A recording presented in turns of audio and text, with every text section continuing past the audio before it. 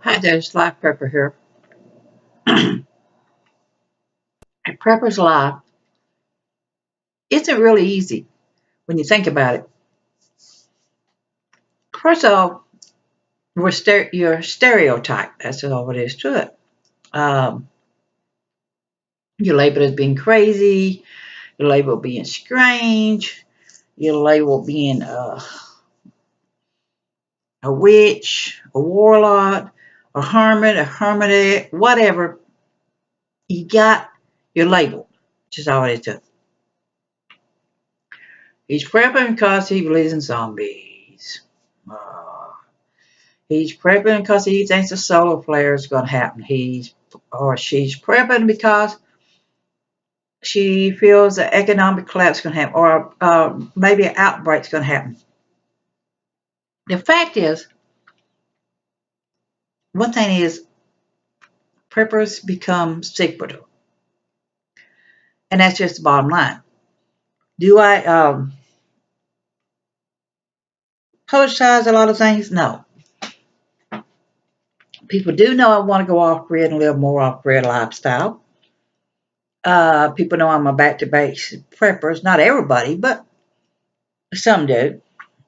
I don't go around and talk about it to everybody under the sun about it. I'll talk about herbs and nature and things like that. But I get the eyeballs rolled up in the head so many times. What I do is stupid. Why are you doing that? That's a waste of time. Why are you out there doing that? Why are you collecting herbs? Why are you grinding this? Why are you drinking mushroom tea? And why are you doing this? Why are you doing that? Because I want to. I feel, from my point of view, that with the way things are, there's a very possibility war will come to the USA. And it can happen.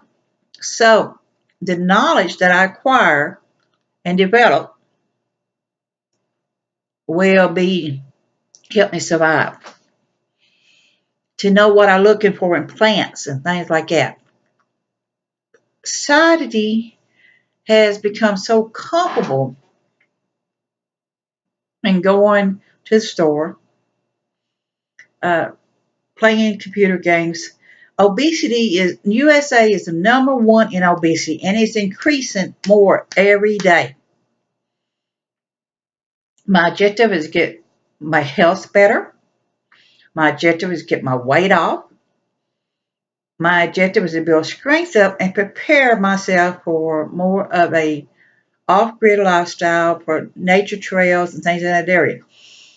So I'm a back to basics type of prepper. Uh, do I go around and say, hey, you know what? I've got 5 years worth of food, which I don't. But people who are not in that frame of mind, and all at once they become your best friend when things happen, all at once they're knocking at your door wanting that food. They're wanting you to help them, take care of them, even though beforehand they thought you was crazy. I mean, they just thought you was totally stupid. So being a prepper isn't easy because of the stereotype. They say only 2% of the entire population in the USA are preppers. Now, the fact is, we get labeled. U.S. governments, there have been issues on trying to declare preppers as terrorists in event of martial law and things like that. And I'm not saying there's not a lot of preppers out there with a bunch of guns. There are different types of preppers. I mean, all kinds. So, and there is those who stockpile the guns and stockpiles other things. And then you got those who are more into the herbal situation, the herbs or whatever. You got those that are into the bushcraft thing, the outdoor survival situation and things of that area. But they say only 2% of the entire population in the United States are preppers. Now, ain't that bad? That's really low down there, way down there. But the thing is, like I said, you've got those that posts online all the time. And I did my YouTube. So, but you got the wannabes, of course, out there. But in an event that happens and war comes to the U.S., they are going to declare terrorists on many preppers, survivalists, bushcrafters, and they most likely do have a list of those that they feel are a threat, an overall threat to them. And they will scope those out in a situation to place them under control. Just bottom line. So many preppers don't really talk about things they do. And it is hard being a prepper because of the stereotype situation. I don't care about posting about guns. A lot of posts about the latest gun they have, and I guarantee you, you've already been pinged. You're on the list, and if things goes from bad to worse or whatever, they are going to come looking for these preppers that post things. Things have gotten stricter on YouTube here. I was informed that if I don't have 1,000 subscribers and so many viewpoints, I've lost my partnership. No longer will I be able to get advertisement things until then. Many of the YouTube channels are getting blocked off and losing because of certain situations. And I guarantee every one of those that does gun channels or certain survival situations, things have already been pinged by putting it out there. They're on the list. So being one isn't easy, and keeping your opinion to yourself isn't easy. So, and just smiling and say, yeah, okay, yeah, no problem, yep, whatever. But the fact is, the truth is, you got to be careful. You can't express too much on some of it. My neighbors, they know I'm into nature and I'm into the herbs, and they see me out there plucking some grass and eating it or whatever. I'm not feeling good. They do know that. They know I'm a back to basics type of prepper. They know I do what I can to make a couple extra dollars on disability. But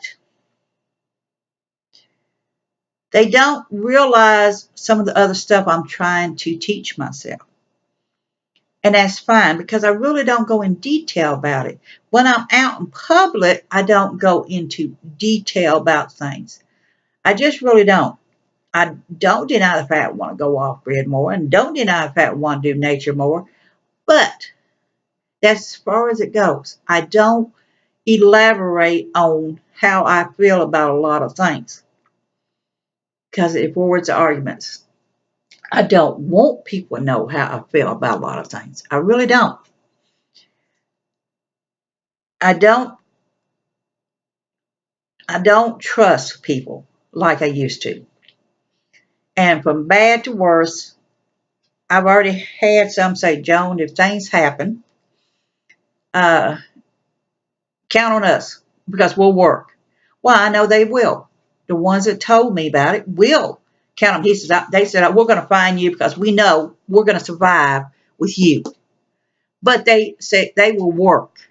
It's the ones that won't work. It's the ones who's going to knock on your door that knows about all your stuff, that allow to cut your throat in the middle of the night.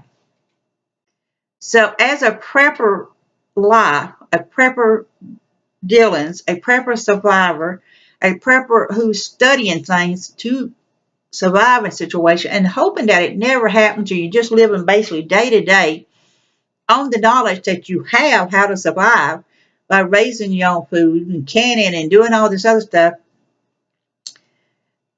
is a everyday life. But if things go from bad to worse, you have to be careful what you say. So it's just not easy. It's not. I just get so tired of the eyeballs rolling up in their heads when I talk to them about things. I mean, if I say something, I was out today, collecting some herbs. I'm having some mushroom tea, and then I get the eyeballs, and I'll hear, oh my God. And it's sad. It's sad that you cannot be more open about the way you feel about things. It's sad that you cannot trust people enough to be open about things you do. It is sad that the government and other people has made a prepper's life harder to exist in society because of the way they think. It's a it's something you have to be careful about. I mean, that's just how it is. This is Live Prepper here. I want you to be safe, be happy. Bless you all.